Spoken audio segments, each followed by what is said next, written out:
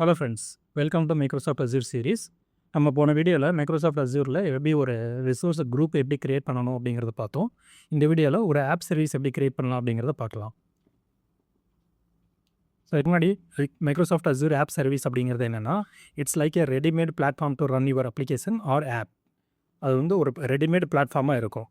So நம்ம வந்து எந்த சர்வர் எதை பற்றி நமக்கு கவலைப்பட தேவையில்லை. ஜஸ்ட்டு அந்த ஆப் சர்வீசஸ் மட்டும் பை பண்ணிவிட்டு நம்மளுடைய கோடை டிப்ளாய் பண்ணி நம்ம யூட்டிலைஸ் பண்ணிக்கலாம். ஸோ இதுதான் வந்து மைக்ரோசாஃப்ட் ஆப் சர்வீஸ் அப்படிங்கிறோம். ஸோ முன்னாடியில் டெவலப்பர்ஸ் எப்படி பார்ப்பாங்க, எப்படி ட்ரெயின் ஆவாங்க அப்படின்னு பார்த்தீங்கன்னா, ஒரு விண்டோஸ் ஹோஸ்டிங் வாங்கியிருப்பாங்க, ஷேர்டு ஹோஸ்டிங் வாங்கியிருப்பாங்க. ஸோ அதில் வந்து ஒரு டொமைன் இருக்கும். அந்த டொமைனில் வந்து FTP வழியாக ஃபைல்ஸ் எல்லாம் அப்லோட் பண்ணிவிட்டு ஸோ அந்த URL ஆக்சஸ் பண்ணுவாங்க. ஸோ இது வந்து ஷேர்டு ஹோஸ்டிங்கில் இருக்கும். ஸோ இதுக்கும் நம்முடைய மாடர்ன் அஸ்யூர் வெப் ஆப்புக்கு என்ன டிஃப்ரென்ஸ் அப்படின்னு பார்த்தீங்கன்னா, ஸோ வந்து ட்ரெடிஷ்னலில் பார்த்தீங்கன்னா ஸ்கேலிங் அப்படிங்கிற ஒரு கான்செப்டே இருக்காது, ரொம்ப கஷ்டமாக இருக்கும். செக்யூரிட்டி அதில் மினிமம் லெஸ் செக்யூரிட்டியாக தான் இருக்கும். ஸோ பர்ஃபார்மன்ஸ்னு பார்த்தீங்கன்னா லோ பர்ஃபார்மன்ஸாக இருக்கும். ஆனால் இங்கே அஸ்யூர் வெப் ஆப்பில் பார்த்தீங்க வெப் சர்வீஸில் பார்த்தீங்க அப்படின்னா ஸ்கேலிங், செக்யூரிட்டி அண்ட் பர்ஃபார்மன்ஸில் பெட்டராக இருக்கும். ஸோ இப்போ வந்து நமக்கு டிராஃபிக் இன்க்ரீஸ் ஆகுதுன்னா ஆட்டோ ஸ்கேலிங், ஸோ ஆட்டோமேட்டிக்காக வந்து அது ஸ்கேலிங் பண்ணிக்கும்.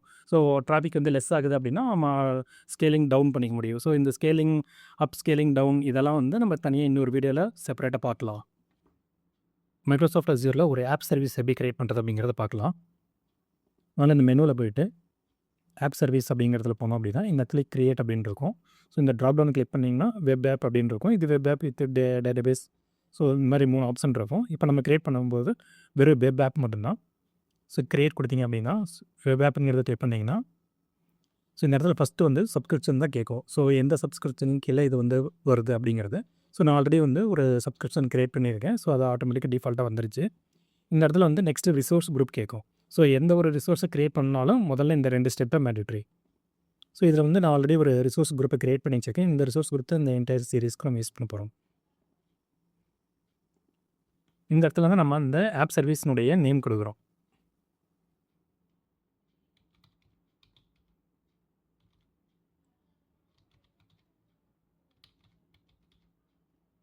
சையத் க்ளவுட் டெக் வெப் ஏபிஐன்னு கொடுத்துருக்கேன். ஸோ இது வந்து என்ன அப்படின்னா, இப்போ இந்த யூனிக் நேம் அப்படிங்கிறது செலக்ட் ஆகிருக்கு.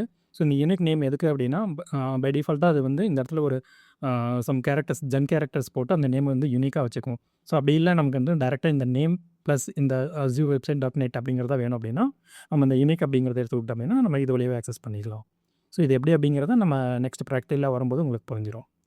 ஸோ இப்போ இந்த ஆப் சர்வீசஸில் வந்து நம்ம பப்ளிஷ் பண்ணுறது வந்து கோடை பப்ளிஷ் பண்ணுறோமா, இல்லை கண்டெய்னர் வழியாக பப்ளிஷ் பண்ணுறோமா அப்படிங்கிறத நம்ம இந்த இடத்துல செலக்ட் பண்ணுவோம். ஸோ கண்டெய்னர் அப்படிங்கிறது ஒரு டிஃப்ரெண்ட் கான்செப்ட். இப்போ நம்ம கோட் வழியாக தான் நம்ம இது பண்ண போகிறோம். கண்டெய்னர் அப்படிங்கிறதுக்கு நம்ம ஃபியூச்சரில் நம்ம எப்படி கண்டெய்னர் வழியாக எப்படி கிரியேட் பண்ணுறது, பப்ளிஷ் பண்ணுறது அப்படிங்கிறத பார்க்கலாம். இப்போ நம்ம பண்ணுறது வந்து நம்ம கோடு வழியாக தான் பண்ண போகிறோம். ஸோ அதனால் நான் இங்கே கோட் அப்படிங்கிறத நான் இங்கே செலக்ட் பண்ணியிருக்கேன்.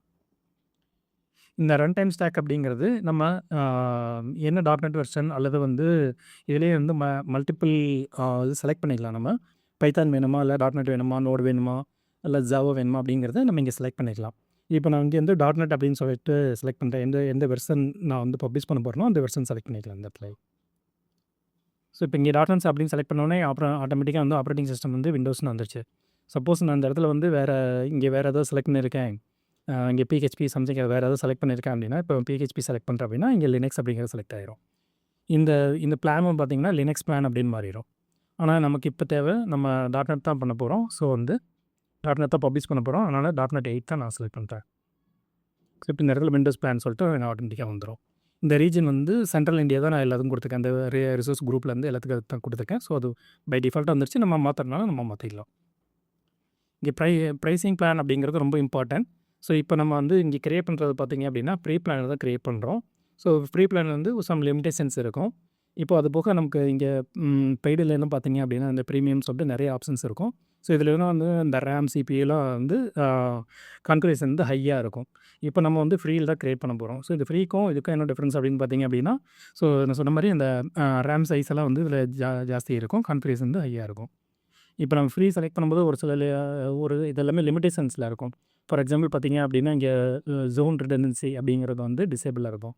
இப்போ இது எதுக்காக அப்படின்னா, இப்போ நம்மளுடைய ஆப் வந்து மல்டிபிள் ஜோனில் வந்து ரெப்ளிகா இருக்கும். ஸோ அதெல்லாமே வந்து இந்த ப்ரீ சர்வீஸில் அப்ளிகபிள் கிடையாது. ஓகேங்களா? அதனால் நம்ம இங்கே ப்ரீ சர்வீஸ் அப்படின்னு செலக்ட் பண்ணும்போது இது வந்து டிசேபிளாக இருக்குது. இதே வந்து நீங்கள் பே பண்ணி நம்ம பண்ணுறோம் அப்படின்னா, ப்ரீமியம் வேறு ஏதாவது ஆப்ஷன் எடுக்கிறோம் அப்படின்னா இங்கே ஆட்டோமேட்டிக்காக எனேபிள் ஆயிரும். ஸோ இப்போ நான் ஃப்ரீ செலக்ட் பண்ணிக்கிறேன். ரிவ்யூ அண்ட் கிரியேட் கொடுக்குறேன் டேரெக்டாக. ஓகேங்களா? ஸோ இது பக்கம் நமக்கு டேட்டாபேஸ் வேணும் அப்படின்னா அதெல்லாம் கான்ஃபிகர் பண்ணலாம். இதெல்லாம் வந்து ஃபியூச்சரில் எப்படிங்கிறது பார்க்கலாம். இது ஒன்று என்ன ஆப்ஷன் இருக்குது அப்படின்னு சொல்லிட்டு. இப்போ வந்து டேரெக்டாக ஒரு வெப் ஆப் மட்டும் கிரியேட் பண்ணணும். ஆப் சர்வீஸ் மட்டும் கிரியேட் பண்ணுறோம். ஸோ இது வந்து ஃப்ரீ அப்படிங்கிற இங்கே எல்லாமே மென்ஷன் பண்ணிச்சு. ஸோ நம்ம என்னென்னலாம் செலக்ட் பண்ணோம் அப்படிங்கிறத நம்ம ஒரு தடவை வெரிஃபை பண்ணிவிட்டு கீழே கிரியேட் கொடுத்துடலாம்.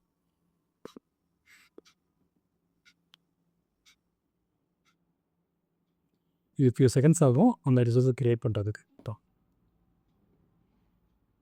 ஸோ இப்போ மெனுவில் போய்ட்டு இங்கே ஆல் ரிசோர்ஸஸ் அப்படிங்கிறது பார்த்தீங்க அப்படின்னா அந்த ரிசோர்ஸ் கிரியேட் ஆகிரும். So cloud tech web API அப்படின்னு சொல்லிட்டு நமக்கு வந்து ஒரு ஆப் சர்வீஸ் கிரியேட் ஆகிருக்கு. ஸோ இந்த ஆப் சர்வீஸ் கிரியேட் ஆகும்போது இந்த ஆப் சர்வீஸ் பிளானும் கிரியேட் ஆயிரும். ஸோ இந்த ஆப் சர்வீஸ் பிளான்லாம் எதுக்காக என்ன அப்படிங்கிறத நம்ம ஃபியூச்சர் வீடியோவில் பார்க்கலாம். இது வரைக்கும் நம்ம ஒரு Azure ஆப் சர்வீஸ் எப்படி கிரியேட் பண்ணுறது அப்படிங்கிறத மட்டும்தான் பார்த்துருக்கோம். ஸோ இன்னும் கோடெல்லாம் எதுவும் பப்ளிஷ் பண்ணல. நம்ம நெக்ஸ்ட் வீடியோவில் வந்து DevOps எப்படி கிரியேட் பண்ணுறது, நம்மளுடைய லோக்கல் கோடை DevOpsல எப்படி கான்ஃபிகர் பண்ணுறது, ஒரு பைப்லைன் பில்ட் எப்படி எழுதுறது, செக்இன் பண்ணோடனே அந்த பைப்லைன் பில்ட் எப்படி ட்ரிகர் ஆகி நம்மளுடைய Azure வெப் ஆப் சர்வீஸில் வந்து எப்படி பப்ளிஷ் ஆகுது அப்படிங்கிற வரைக்கும் நம்ம நெக்ஸ்ட் வீடியோவில் பார்க்கலாம். நம்ம சேனலில் டெக்னாலஜி ரிலேட்டடாக டெய்லி ஒரு வீடியோ பப்ளிஷ் பண்ணுறோம். ஸோ இந்த வீடியோ பிடிச்சிருந்தால் லைக் பண்ணுங்கள், ஷேர் பண்ணுங்கள், கமெண்ட் பண்ணுங்கள். தேங்க்யூ.